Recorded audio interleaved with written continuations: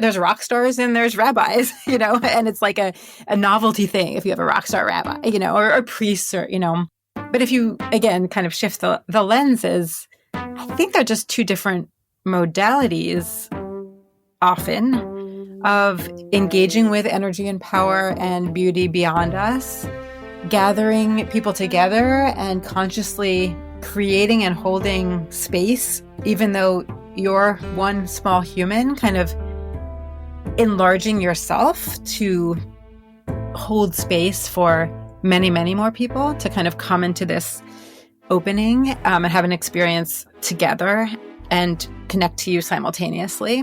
And so I think kind of the same about, the technology of prayer and the technology of poem and the technology of song and, pop song versus classical music. And again, I wouldn't want to necessarily erase all distinctions. There's problems with that too. But since we love those distinctions so much in general as a culture, I like to push back against them and just sort of blur the details enough to see this almost identical shape of what's happening with each of them. That was Alicia Jo Rabins discussing the song Won't Go to Sleep, which Liz Hanlon and I wrote after being inspired by Psalm 18. I'm Shep Rosenman. This is The Rest is Commentary, where we discuss what songs inspired by the Psalms or Tehillim inspire in my guests. Alicia is a writer, musician, composer, poet, performer, and Torah teacher. She combines words, music, ritual, and performance to create works of experimental beauty, exploring the intersection of ancient wisdom texts, feminism, and everyday life. Rabin's work has appeared at Lincoln Center, the Kennedy Center, and Joe's Pub. Rabin's debut collection of poetry, Divinity School, won the APR Honickman First Book Prize. Her second poetry collection, Fruit Geode, was a finalist for the Jewish Book Award. She is the creator and performer of Girls in Trouble, an indie folk song cycle about the complicated lives of biblical women, and A Kaddish for Bernie Madoff, which began as a one-woman chamber rock opera and was adapted into an award-winning independent feature film. Check out her awesome new EP, Wild Nights, with Dow Strom. And be on the lookout for her new books, a children's picture book about Leonard Cohen's Hallelujah in September 2025 from Bierman House, and a spiritual memoir from Schocken Books called When We're Born, We Forget Everything, coming out in March 2026.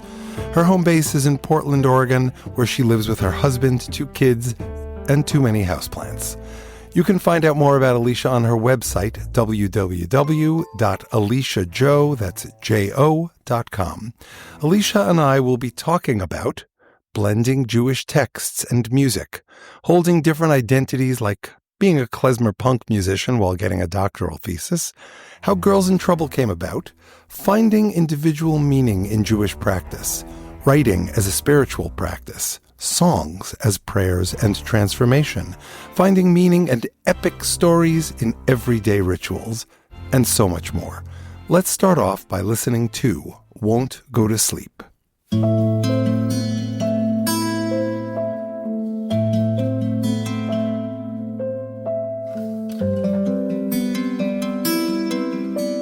Night.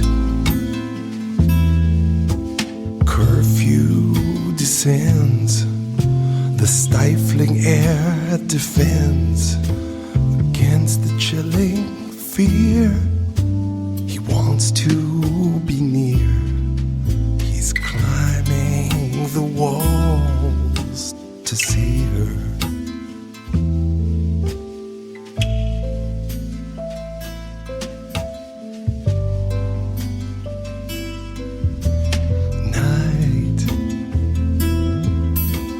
Footsteps approaching, the desert air encroaching on their tarpaulin tent. Unknown monsters, their lament. He does not want them to see her,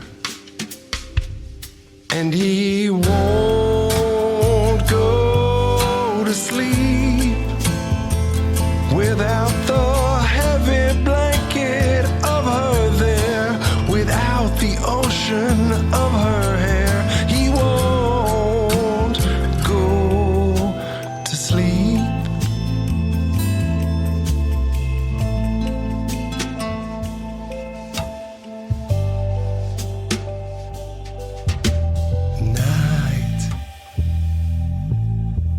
Yellow leaves aglow, dance hall lights below.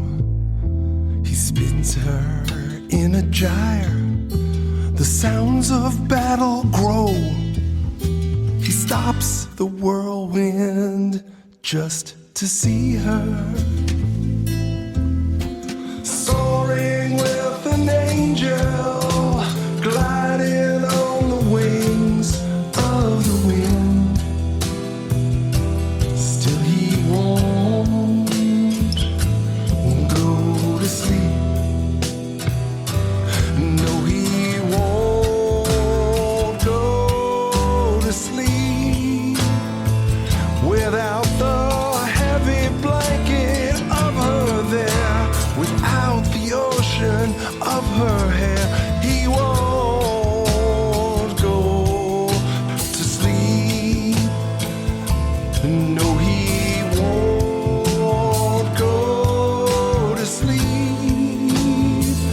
without the heavy blanket of her there, without the ocean of her hair. He won't go to sleep. No, he won't go to sleep. No, he won't go to sleep.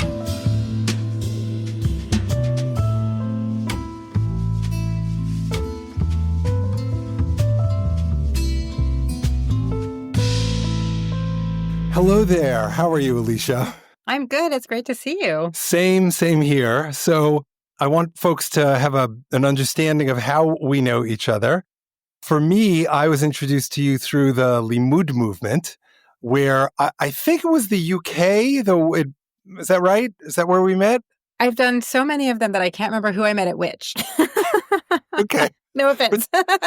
Somewhere in the Limud world. Yes, exactly. What that meant for me was I saw this incredible human playing violin, singing, and I didn't know what your project was at the time. I didn't know the history of your dissertation and all that. I was just like, oh my God, I see the roots of this. I understand she's using text and midrash as the basis for her songs. That's amazing. I thought I was the only one. So my first encounter with you was on stage, but then I don't remember how we had the personal encounter, but thus began many-year relationships. We actually went out to see you in, I think it was Great Barrington when Maya was studying out there. Yeah. And you've even stayed with us when you've been in LA, and we're always happy to have you again. Thank you. Just before we dive into our conversation about Won't Go to Sleep, why don't you tell the audience, though I know it, like how you got to do what you do? Yes. Well, it's such a pleasure to be in the guild of midrashic musicians with you, Shep. Thank you for recognizing our kinship and inviting me to be on your podcast. So threads of my bio are separate threads that then intersect to create who I am and what my projects are now. So I grew up playing classical violin and learning classical composition with a little bit of a avant-garde kind of push to it. And I was just lucky to have this incredible traditional classical music education in Baltimore, where I grew up. I also was raised Jewish and had a bat mitzvah, but we were not particularly practicing. And I grew up in a really non-Jewish area, so I did not know a lot of Jewish kids. It really wasn't part of my daily life. And as such, it was very mysterious to me. And then the third strand is that I was always a writer and loved writing poetry especially. And so when I went to college in New York, I was majoring in creative writing, also playing, instrumental, like orchestral music and playing with bands as well and playing fiddle music. And then I met my first Orthodox Jewish person who turned out to be a great friend of mine. In the end, we became great friends. And she was sort of having her first encounter in the secular world, actually having been raised in a very tight modern Orthodox community, and then going to Barnard, which is a women's college in New York, which has both a lot of radical feminists, which is what I was arriving as, and then actually a lot of kind of traditional Jews, which is what she was arriving as. So we had this wonderful friendship where I kind of taught her about my world, which she hadn't been exposed to before. And she taught me about her world, which even though I had been raised Jewish, I really didn't know anything about text. And I didn't know anything about halakha, Jewish law, Jewish practice, and the real kind of system of traditions that you can kind of step into and kind of, in my experience, kind of join the way my ancestors might have thought about time, cycles, rituals, which I realized after I started learning about them that I had really missed that, and I had been looking for it in a lot of places that I didn't realize that it was right there at home in Judaism. So after college, I went to Pardes, which is a modern Orthodox yeshiva that's open to all, and you don't have to live a certain way to study there. They just want everyone to be able to study Torah. Pardes is in Jerusalem. In Jerusalem, yeah. So I had this incredible privilege of kind of arriving with the alphabet, barely. And I thought I'd go for a bit, learn some stuff, and come back to my normal life. But instead, my path became that. And so I ended up staying for 2 full-time years of yeshiva study. Wow. Really immersed in definitely the texts, also the practice and the community. And also, I never, I brought my fiddle and I would busk on Ben Yehuda Street and I would play at this club called Syndrome with this band Ein Safek, which was like a Moshav band, a sort of like hippie Carlbach rock band. And so on Tuesday nights, I would go play violin with them. And so I was slowly finding a way to integrate the parts of myself. And I'll just sort of fast forward through returning to the States, touring with the kind of bluegrass band, joining a klezmer punk band called Golem, where the threads really began to come together. I had no idea you were in Golem. Oh, for 8 years. Yeah, that was, wow. Yeah. They're still some of my very closest friends. And I'm not in the band because I ended up moving to the West Coast where I now live, but they're still going strong in New York. Then, in my sort of mid to late 20s, deciding to get a master's degree in Jewish studies at JTS, which is the conservative school on the Upper West Side. And they had a program in Jewish women's and gender studies that I felt really drawn to because I had always had this feminist orientation. And so I was continuing to tour with Golem and write my poems. And meanwhile, I studied for this master's in Jewish studies, kind of focusing on stories of women in Midrash, in Jewish legend. And then at the end of 2 years, I had completed all my requirements except for the thesis for the master's. And I had this wonderful mentor, Rabbi Dr. Bert Vysotsky, and he sort of realized I was dragging my feet a little bit, and he knew I'm usually very on time, compulsive about these things.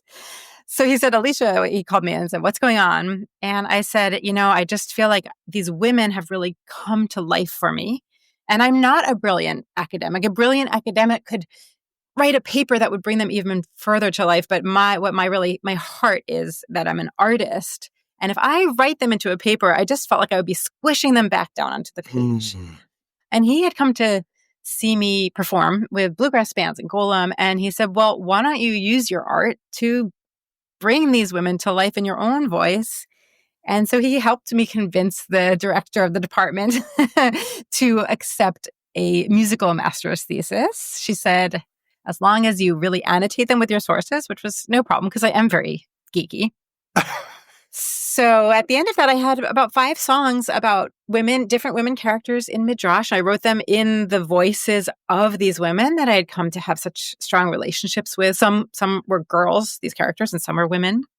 Golem was on a record label called J-Dub at the time, which was a Jewish music record label. So I went and I was friends with the guy who ran it. And I said, listen, I have these songs and they sound very folky, but it's very Jewish source material. And I played them for him. And he said, oh, if you make a full album, we'll put them out. This is Aaron? And that's Aaron Bisman, yes, who's been wonderfully supportive for many years. And so that's what happened. So that's how my master's thesis turned into a touring band, because once there was an album, I wanted to tour with it. Is your master's thesis called Girls in Trouble? It didn't have a name, but I had to think of a name once it's brilliant. It became an album. And I was at my friend had an extra ticket to a Morrissey concert. Not like a huge Morrissey fan, but I was there. It was this huge concert and I just was watching Morrissey and this name popped into my head and I was like, that's it. Amazing. That's a So great story. in summary, ever since I've had the privilege of combining my love of writing, because it's songwriting. So as, like you, I'm working with words, my love of music, since they're songs, and my love of, traditional Jewish texts, especially from a feminist perspective. And my very passionate day job since returning from Jerusalem has been Jewish education. And I especially love bringing Torah, midrash, and ritual and Jewish traditions into spaces where they may not always be the most obvious thing, or working with families who aren't deeply involved but have curiosity about it. And so this project has been incredible because it allows me to work as an artist. And then also there's a whole kind of educational element of it that I can sort of harness the power of art to bring these women into the room and hand them over to a new generation. Having seen you perform multiple times, including at Paper or Plastic on Pico. Yes, that was lovely. I remember that night in particular really well because I was struck by the fact that your performance in that space and other performance, but they're not traditional performances. It's not just, I'm going to play you songs. It's songs with education, and it's very fluid. It doesn't feel education-y. And that's one of the things that I love about coming to see you play. I appreciate that. And listening to your music, it's the same way. It's like you're ingesting this tradition and history as a listener that's really very powerful. I'm sure you know who Peter Himmelman is. Mm-hmm. So Peter also does this. The difference is that he doesn't define himself or describe himself as a Jewish educator, but it's beyond that. But if you know the texts, so many of his songs are rooted in Tehillim and in the Bible and in Mishlei and all that stuff, Proverbs. Absolutely. And same with my absolute favorite, Leonard Cohen. Same thing, sure. He's not out there necessarily teaching the youth, specifically Torah verses, and yet he's just bringing them to life and spreading it so beautifully through his music. So I will say this, on some level, I feel like I'm looking in the mirror when I hear all the descriptors. Our musical styles have overlaps. I was not classically trained. I was the guy who quit guitar lessons after 3 lessons when my teacher, Bernie Marcus, he was great, but I said, can you explain to me why the musical staff and notation structure is organized the way it is? And he was like, why? I'm like, because I'm a why guy. I need to know this. And he was like, I can't really. I can give you, every good boy does fine and whatever FACE stands for that I don't remember. And I was like, this isn't going to work for me. I'm going to watch Ari Goldsmith at the next Kumsitz and ask him questions. Now, much later in law school, I sat down and studied jazz theory and techniques with Anthony Wright. So I have an appreciation for theory and I have an appreciation for technique. And in that way, it is a mirror image. We're coming at it from different places. But one of the things that I marvel at with your stuff is that even though you come from this very classical background, it just feels very natural and informal, even when it's practiced. How did you achieve that? Because so many classical people who I know who are classically trained can only play what's in front of them, literally, with the sheet music. I think a few lucky things came together to make me the musician I am. And one of them is that I started playing violin at age 3 because my mother saw a Phil Donahue special on the Suzuki method. Oh, wow. And so she, I don't come from a family of musicians. My grandparents sort of were, but my parents don't play. And so she looked in the phone book and found this, Peabody Conservatory had a kids division in Baltimore. And the Suzuki method, which is what they taught with, is very focused on ear training. And part of the sort of innovation of that method is that you're not beginning linked to the page at all, really.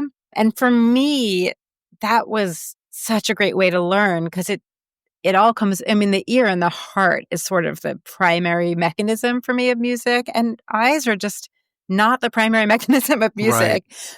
And so, I know there's incredible musicians who began by learning also how to read music. But for me, that came a few years later. And so I think that primacy of like music as speech, and speech is improvisatory, right? We're not planning out what to say and then saying the perfect thing. We're improvising in real time. And I think learning music as a language that young, it's the same part of my brain that is playing. Often. Yeah, that makes a lot of sense. I love that explanation. And it dawns on me that I was trained in Suzuki, but without the method. Oh, no.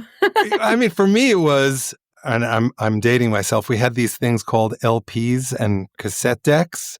So, like, I would wear out the heads of the cassette decks by playing it over and over. And like, okay, I'm really having trouble figuring out this chord or this part. Let me slow it down. Yeah. And that meant going into the cassette deck and grabbing the screwdriver to change the whole thing. That's great. I thought you meant that your teacher said they were Suzuki, but they weren't using the method. That's why I said, oh, no. But yeah, what you're describing is, I think that's the ancient way of learning, right? I mean, that's the ancient way of passing down information is either a person or, maybe a recording, but studying what someone else has done and learning to reproduce it. And then once that's all integrated, you make it your own, right? Right, exactly. And I think a lot of people struggle with that step. How do you make it your own? And not everybody wants to. It's something that I've always felt very powerfully inclined to do. Like, I started learning guitar at 15 and I'd written my first song 6 months later. I probably knew 6 chords, 8 chords. It was terrible. I don't even remember it, but I remember that it involved E and E suspended 4 because I knew how to do them. Whoa, fancy. There's already so much I want to talk to you about, but I want to kind of start with our tough kid to stay in the structure a little bit. In fact, I'm going to ask this to you as a 2-part question. I'm continuing to evolve in terms of my theories of creation and as a songwriter. I used to start with my brain, or thought I started with my brain, because I start a lot from lyrics. And, I have my iPhone always with me. And if an idea comes to me, whether it's words or a melody or a groove, a voice record goes on, or I type it in or whatever. And I used to think that was still part of the brain process. But what I've come to believe is that, in fact, it's not my brain talking. My brain is editing. And if I can just switch off my brain for a minute and let the words come out, it may not always be brilliant, but it will be true. And I've come to view that thing as really as a gift to make it more accessible to everyone, from that which is greater than ourselves. I think you and I call it God or something divine. The Greeks may have called it the muse. And so I receive each little voice recording or guitar groove or whatever I feel it's a gift. And, we have responsibilities with our gifts. We take as good care of them as we can. And, you're given the gift for me, not just for me. It's like the idea is bring it out into the world and share it, at least with your wife and kids and maybe with friends. And that's the genesis of this project. In the way that I feel like I'm receiving a gift, I offer these songs as gifts to friends and mentors like yourself, and ask, in the same way that I was inspired, what did it inspire in you? Doesn't have we don't have to like every gift we get, right? But just what did it inspire in you? And the collateral question is, does your view of creation and creativity align with that? Does it differ from that? Do we dovetail there as well? So a 2-part question. Okay. So part 1, I was so intrigued and inspired by it's, sometimes it sounds really, sometimes the deepest ideas sound really simple. And I felt like there was just this deep idea of night in your song, and of what it means to be awake, what it means to sleep, what it means to have a vision, right? Like angels, what's reality? I think reality can be very differently perceived. Maybe it's a different reality during the day and at night. And of course, day and night are literally true, but also metaphorically, right? So it brings up so many illusions with an A of to night of the soul, day of the soul, refusing to sleep because you're watching over someone and keeping them safe,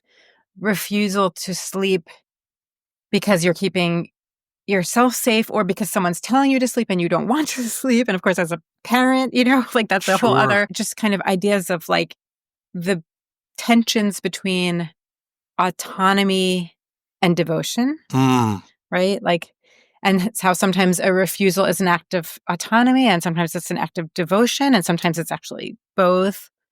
And I'm also just endlessly fascinated with the places where the most mythic stories and concepts intersect with the most intimate quotidian details of our lives. And I really loved how I just felt that. I mean, there's like these profoundly prophetic moments that are just like cinematically huge that I'm feeling from your words. And then there's also this intimacy of just a voice and a self, a persona, Right. whether or not it's literally you or, an ancient prophet, whoever it is, or God, just saying like, this is me right now speaking. Right. Wow. That was awesome and reflects much more than I was expecting, which is awesome. So I want to give credit where credit is due. So I do this thing called fearless songwriting. It happens 6 times a year on Facebook. I don't participate every time because I'm just really busy, but I participate whenever I can. I participate both to continue honing the writing skills because I love this community that my friend Timmy Reardon out of Boston created. It's all on Facebook, but also because a few years ago I started writing songs with a college friend of mine who is also a wonderful poet. Her name is Liz Hanlon. And so fearless songwriting is always an opportunity to collaborate with her. And this is one of the early ones we did. We had reconnected and I had said to her, "So are you writing poetry?" And she said, "No, I'm too busy." She's a lawyer as well. She said, "I need a structure." So I was like, well, I have this fearless thing coming up. I'll write songs, you write poems, we'll share them with each other because she didn't want to get onto Facebook. And on the third day, she said, "Do you want to write one together?" And since then, we've written like 90 songs. And so it's an amazing opportunity. And this is one of the ones, like sometimes I will start them, sometimes she will start them, sometimes we like bang it out together. And the theory is write a song a day for a week in 45 minutes or less, theoretically. This one started with her memories. I asked her about it recently. I'm going to quote what she wrote back. I said, "What was the genesis of this?" And she said, "It's actually about my boyfriend when I was 19 in Israel." I'm skipping parts of it. He was a soldier. Verses 1 and 2 are things that happened. We added verse 3 because we needed a third verse. There was a curfew in my dorm room and he used to climb the walls to get in after curfew. And we spent a weekend, probably illegally, at his army base, and I heard a flag snapping against the flagpole, and it sounds like steps approaching. Scary, but I never told him. Liz came up with a first iteration of this that looks in many ways like what our final version was. Because I'm so Psalms-oriented, I heard echoes of Psalm 18 in it, and I was like, we can bring the two together on this. I think night comes up in it and the whole screen of dark and dense clouds, and the angel comes up in Psalm 18. So some of my songs are deeply researched, usually not in Fearless Songwriting Week. And some of them are what I call a gossamer connection. And I think what you've picked up on is the story is the intimate story that Liz had as a teenager, but I related to it because it's an experience we all have. I remember when I was, I don't know, how old was I when I spent a year in Israel? I was 17. So when I was 17, we were doing shmirah, guarding our yeshiva. It's right in the middle of Jerusalem. So there wasn't a ton of guarding to do. It wasn't particularly unsavory area, but nonetheless, that's what you do when you're in yeshiva in Israel. And every branch that snaps, every cactus that is brushed by, every animal that skitters is something you're worried about. or at least you pay attention to. Some of my friends would go out there. In fact, I wrote another song where this made its way into the image. They would go out there, they would have a little burner that they would bring out, and they would have coffee all night long, and they'd have their guitar. Sure, the rifle was on the floor in front of them, but they had their guitar and they were playing. I was like, I wanted to play guitar, but I'm like, I'm just too nervous. I have to make believe I'm on Shmirah here. I love that you use the word quotidian, that the quotidian can also be cinematic is so powerful to me. Do you see that with your kids? I mean, that's my lens for like life in general. And it might just be the way I'm set up, but it's like I can switch between. I think that's one of the things I love about ritual. Like we're lighting Shabbat candles. My kids are like complaining because they're hungry. On one level, I'm like a mom who's thinking like, will my children grow up to be ungrateful sociopaths, And on this other level, I'm stepping into this space that countless generations of ancestors have just like stood around these candles. And I might not, relate to almost anything else about their lives, or maybe I would, I don't know. But like the year 500, someone back there was doing the same thing.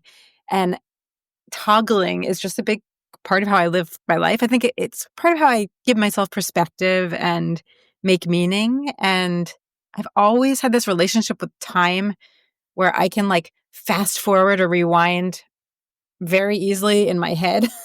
And the challenge is that sometimes it makes it hard to be like present in the simple present. So I'm always working on that. But just the zooming out part is sort of how I'm oriented. And maybe that's why I felt a little silly when you were explaining the origin of the song, because I'm like, oh, yes, actually, I think I also, I received it with these beautiful texts that you sent. So I read the lyrics along with those. So I was really reading on this kind of epic level of prophecies that it came along with. But I think that's what Liz and I are very different. I think she's a brilliant poet, and I think co-writing with her has really helped my writing, but we're very different in how we approach writing and the language that we use. She's like really big concepts and in the details. Like a lot of my songs they could just be object writing exercises.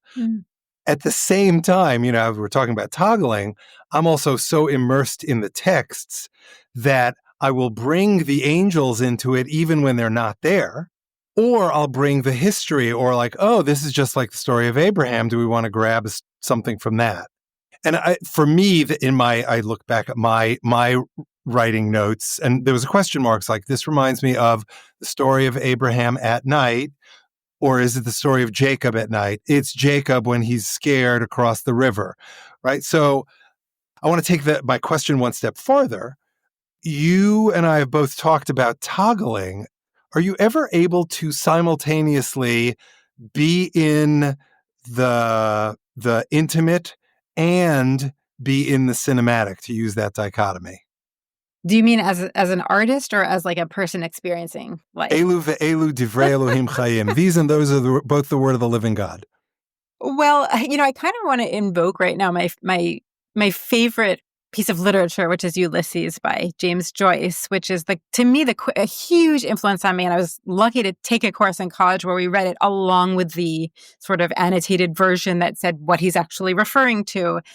And doing that at age 17, 18, I think it really brought out this part of my brain that was probably already there. But I saw that and I was like, this is it. Because for those who aren't familiar, James Joyce takes the entire epic of Homer's Odyssey from ancient Greece and rewrites it in a single day of a guy who's actually Jewish wandering around his hometown of Dublin on June 16th, 1904. And so every chapter of this epic Odyssey that Odysseus took is rewritten as like Leopold Bloom's journey around Dublin. And he's having like marital problems and he has to go pick up meat from the butcher and each one is grafted onto like the Cyclops episode or the sirens when they get, he has to get tied to the mast of the boat so he won't, get sucked into the siren song. And I think that sense that something can be operating and maybe always is operating on both mythic and diurnal or quotidian time, I really believe that. And I really do experience life that way. I think as a human being in the limitations of my mind and body, I am not 100% sure that it's like that question of like, can you truly multitask? Like maybe I'm just going back and forth really quick between thinking in mythic time and being present where I am, or trying to kind of contextualize what's happening around me. But I do in general, I mean, I think that is my relationship to myth, is that it's almost a projection backwards, upwards, outwards, forwards of what it means to be human and the sort of experiences that we have as humans. And so it is simultaneous, the way that a projector has this one little image and then on the screen it's really large, but it's actually the same thing. Yeah. Yeah. Oh, that's beautiful. I love that. I already have so much to add there. One, I want to give a shout out to one of my clients, Matt Fraction, who wrote a comic book called Odyssey, ODY-C. So it's like, I don't know, 5-8 years old, and it's just a brilliant and beautiful book. You're the only other person I've ever spoken to who has read Ulysses. Now, Well, thank goodness for my college professor who held our hands through it. Now, I don't remember any of the specifics. I remember the name of the character, the lead character. I remember the overarching story. I remember being so taken with the text because I too had a fabulous professor. I took her, I don't know, 4 or 5 times in Queens College. Susan Fox. I've tried to find her, but I've not been able to. She was a big, big influence on my life. She was the first person who ever described language as luscious. And I was like, wow. And that, of course, inspired me to take some poetry writing workshops and took me down the path that I think I'm on. I had the opportunity to study that with her. And I was so taken with both Joyce and Milton that Queens College had an honors program. And in order to participate in, you had to meet certain requirements. And one of them was that you would take a seminar. You only got to take one. If you took one, you couldn't take it again. And all the people participating voted.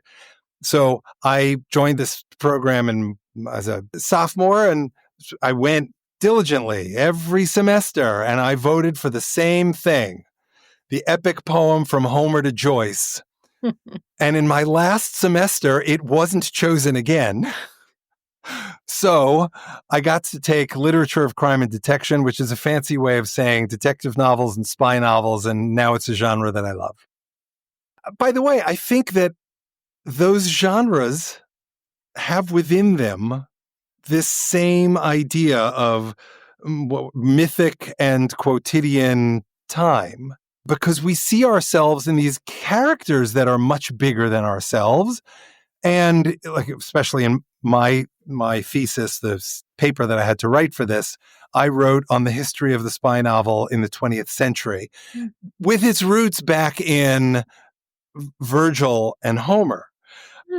And the characters that I wrote about, I was particularly fascinated with the spies of the 60s, where we saw this very quotidian, we're going to keep using that word because it's such a good word. Of the day.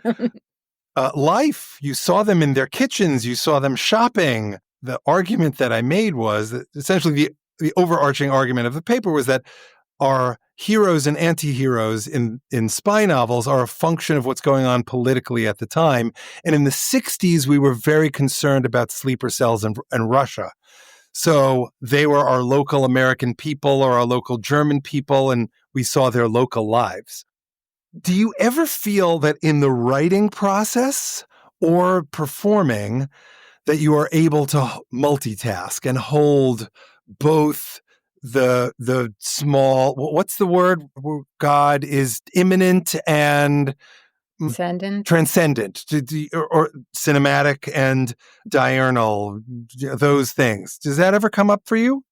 Definitely. I think that's part of the craft for me, and not everything has to, it's one element that, if we choose to use it, not that it has to be used all the time. I think an incredible thing about language is that it can contain both at once. I'm even just thinking about something as simple as the Shema, right? And like this ancient Jewish prayer that says, "Hear, people of Israel, Adonai is our God, Adonai is one. Does that mean monotheism? Like there's one God and stop worshiping all these other gods? Or does that mean there's a connected reality beneath all the separation that we see? God is oneness. Yeah. And that maybe God is actually, this sort of pulsing energy throughout everything that starts to kind of get into like physics, Right. energy itself. One of the beautiful things about the Jewish tradition of exegesis and midrash specifically is that you can kind of double click on a word or a verse or a story and open that file folder and inside are like 20 different directions you can go with it, and not one of them necessarily gets to win or be the definitive one. Right. They all kind of coexist. So yeah, I think that like as a my question earlier was like, I'm not sure if as a person I can literally be in both times at once, but I do think that art allows us to actually. Yeah, for sure. Can I take you one step farther in the God conversation? Please. Okay, so are you comfortable sharing like what is God? What is God to you? And how does all of that fit in with practice? Because I want to give a little bit of context, because you talked about when you're lighting the candles, you're seeing, you're connecting to a forebear or a tradition of someone who's distantly genetically related or not at all, but they were doing the same thing. You're connecting to history and tradition in that moment. For some people, that's enough. God does not enter the equation, but we're both using God language. So like, I'm curious, what is this God thing? Well, I definitely don't have a pat answer. I think the first thing to say is that I approach that question with like such radical humility, Like I can't imagine feeling that I was confident about how to answer that question, and certainly not feeling that I was confident in an answer that might apply to anyone else except myself. I mean, I think it's a little bit like, what is love, right? So like, but for me, I relate to the God of Torah and tradition as a kind of literary character that I think is mythically extremely powerful and can be a helpful metaphor for thinking about elements of the divine. But that's really pretty distinct from me in how I relate to or experience. Maybe the simplest way to say it is that idea that the Jewish name for God, Yud, He, Vav, He, is a conflation of was, is, and will be into a single unpronounceable word. And the sense that what I experience as a human is time moving in this linear direction. And I think that's actually a limited experience, and that there is some kind of obliterating truth of just everything being all at once. And I think it contains all the good and all the bad and all the power.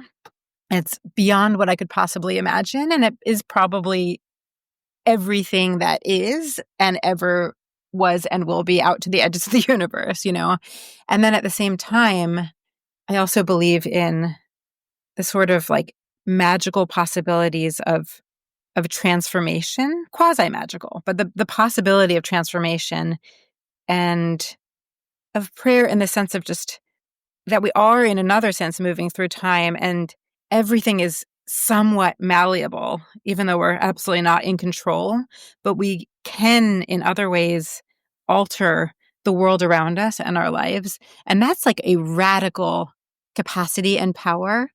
And sometimes it feels like ours, and sometimes it feels like it's accessing something beyond us to channel it. And that's a much more kind of personal relationship with the divine, even though it's still not personal in the sense of like a person. But I am of the camp that kind of finds it helpful to think that to kind of imagine that I'm speaking to a being that can hear me in some way, even though that's not really what I believe. So I guess it's back to immanent and transcendent. Like I simultaneously believe that the divine is absolutely everything, and kind of the most personal possibility of like, I can reach out to this person who I'm having conflict with, and that can actually truly heal or do what I can to heal this relationship. And that matters. And there's I can kind of step into a force that is helpful in that direction. Wow. So much beauty packed into like 3 or 4 minutes of off the cuff. Very off the cuff. Well, so I love how you started with this idea of radical humility.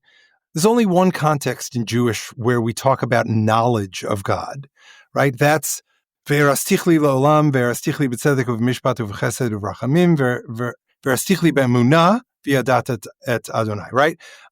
This is what we say when we put on tefillin. I bind you to me. Oh, and now I have to do the whole thing again. It's a whole thing. I bind you in a variety of values, including compassion. And the second to last one is faith. And through that process of doing and being with emunah, that results in knowledge of God, right? But our tradition does not say this is what God is. It says this is what you shall believe. And that didn't come until the 12th century with Maimonides, where he articulated his 13 principles.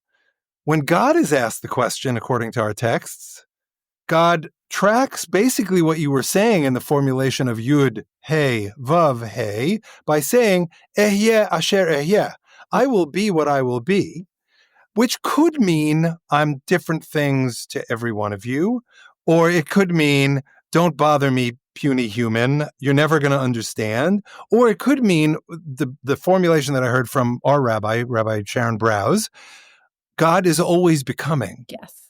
Yes. And the nice thing about God always becoming is that, well, God doesn't have to be the old vengeful God of the Bible. And God can also change God's views about the way we treat women, homosexuals, people from different communities, notwithstanding what's in the Torah, though we have to find a way to balance what God said in the Torah, the last form that we believe was communicated to us directly, that was written down. For all we know, there's a bunch of Moshes and Ezras in the world today, and they feel like, I'm just going to be looked at as a lunatic, so I'm not going to say anything. Or it could be that the way of prophecy has come to be through music, where it doesn't matter what's in the text, as long as we're interpreting something godly. Hearing you say Rabbi Browse's becoming idea, which I absolutely feel as well, makes me want to sort of give a little nuance that the sense of being all time at once. I think another way of saying that is constantly unfolding. Right? Yeah, that's beautiful. Do you view your songs as prayers? Any of them? I don't know if I completely believe in the distinction between a song and a prayer. Okay. Or at least I like to blur it. I'll say it that way. I mean, one thing I like to think and talk about is the fact that the first piece of literature or writing that we know the name of the author in human history is a hymn to the goddess Inanna by the Sumerian priestess Enheduanna.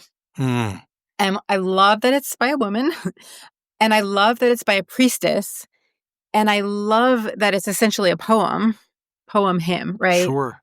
And speaking of rewinding, I think there's a way that we can kind of go back. Like, there's a lot of very useful elements of the way that modern Western thought likes to divide everything into micro disciplines. And like, if I have a hand issue, I want to be able to go to like someone who specializes in hand issues, right? I don't just want necessarily the general practitioner. And there's also a sense in which we can lose track of like for example, the category of healer, right? In that language. And I think that we think of what an artist does and what a spiritual leader does often as two separate jobs, right? There's rock stars and there's rabbis, and it's like a novelty thing if you have a rock star rabbi, or priests or, but if you, again, kind of shift the lenses, I think they're just two different modalities often of engaging with energy and power and beauty beyond us, gathering people together and consciously creating and holding space, even though you're one small human, kind of enlarging yourself to hold space for many, many more people to kind of come into this opening, have an experience together, and connect to you simultaneously. And so I think kind of the same about, the technology of prayer and the technology of poem and the technology of song and, pop song versus classical music. And like, again, I wouldn't want to necessarily like erase all distinctions. There's problems with that too. But since we love those distinctions so much in general as a culture, I like to push back against them and just sort of like blur the details enough to see this almost identical shape of what's happening with each of them. Yeah, I see that. I mean, I think having asked the question, I think for me, it doesn't matter what I write a song as. It could be a prayer for somebody else. It could be a prayer for me that someone else reads as history, which maintains the blurred distinction construct and allows for whatever possibilities. And it could be that two of us will have the similar or same reaction to a given song. And I love this idea of rewinding. I just spent 2 weeks doing a Taylor Swift songwriting challenge. I was not a Swiftie before, but having studied her songwriting, like just amazing. Wow.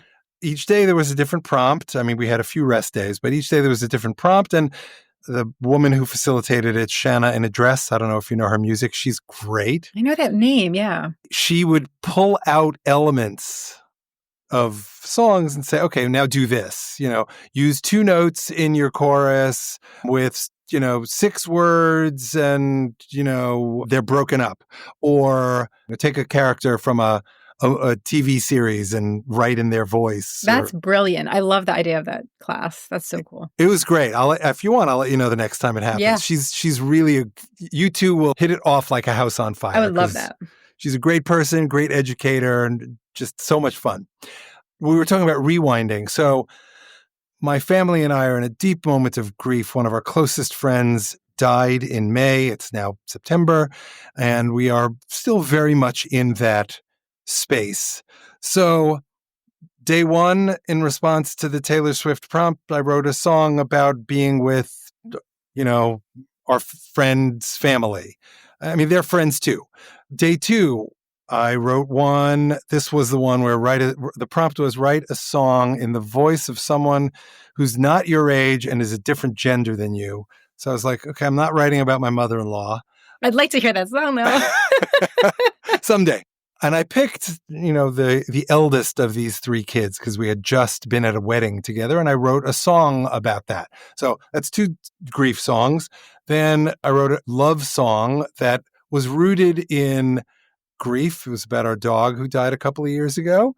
And then when the 4th day came around, I forget what the prompt was, but I was like, I need to do a psalm song to like cleanse my palate and get out of grief. And then I was like, wait a second, it's going to take me right back to grief.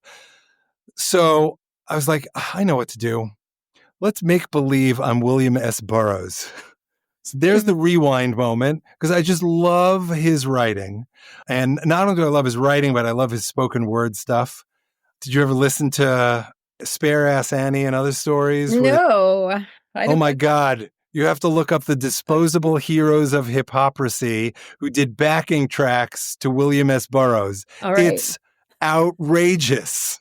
That sounds amazing, and I will. I basically turned Psalm 68 with a little bit of help from ChatGPT about the kind of language that Burroughs would use into a Burroughs-esque psalm. It too had its root in grief. But it's that rewind moment of being able to say, how can I say this? You can make grief fun, but I can experience it in another way, tap into it with a lightheartedness by rewinding to something I love, by rewinding to Tehillim, which I also love, and still find a way to hold what's in my heart and what's in Leah's heart and all that. And in that way, bring it full circle, it's a prayer. Yeah. I mean, speaking of like our Tehillim prayers or poems, they're really both, right? Yeah. And I feel I just want to name this gratitude I feel as a human being, having both the beauty of being able to have these spiritual texts, which are both poems and prayers, and also the practice of creating our own poems and prayers. Yeah. It's like, what would life be without that? Yeah, for sure. I'm wired in a way where I don't understand why everyone isn't doing this 5 minutes a day. Just write your own poem, write your own prayers, sketch your own art. But I also recognize that people, including my wife, are not oriented that way. Yes. Yeah. However, I do think that, writing is one way of doing it, but just the idea of prayer, right? Mm-hmm. Of like just, and whether it's going to synagogue or church or mosque or whatever, or just being like, oh, please let this happen. I think that that's exactly, to me, it's actually the same motion internally as writing a song or writing a poem, of just like attuning to something that's inside as opposed to all the outside stuff, and letting something kind of bubble up, Mm-hmm. And I think probably most of us do that. It just might not be in the form of like writing down a poem or, Right. Picking up a guitar.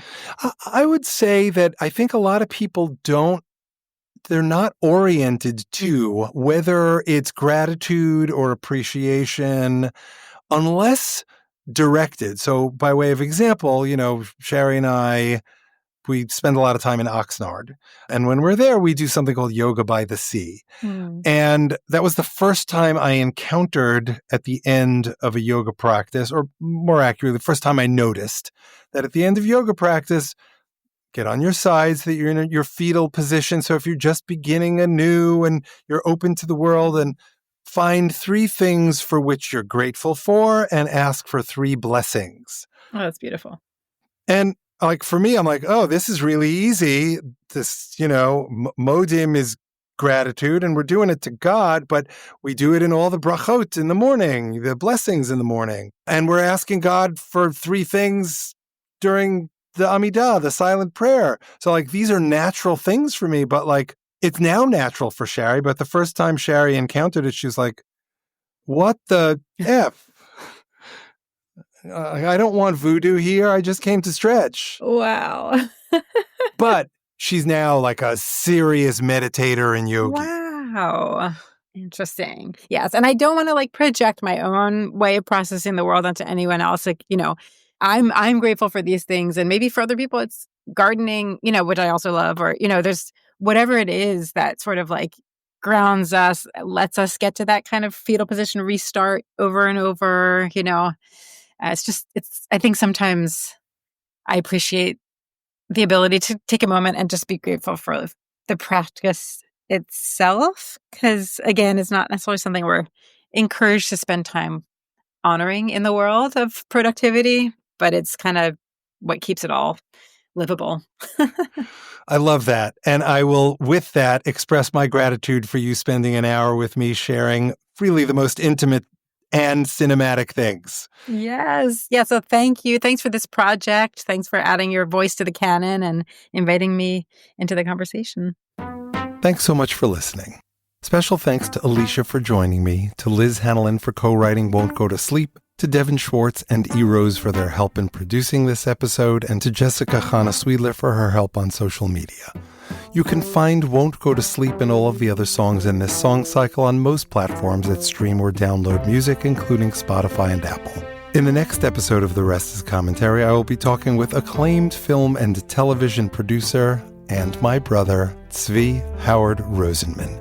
We discuss music as a bridge for connection and expression, the ways grief and joy can coexist, platonic love, how language shapes our emotional and spiritual worlds, identity and authenticity, art and activism as fuels for social justice, and how discovering the divine in our everyday relationships can transform our lives, and so much more. All inspired by Tzvi's thoughts after listening to Knitted Together, inspired by Psalm 18 and my dear friend Ivan Wolkind. May his memory continue to be a blessing. Ivan's yahrzeit, the anniversary of his death, will be the week we release this next episode. Please join us.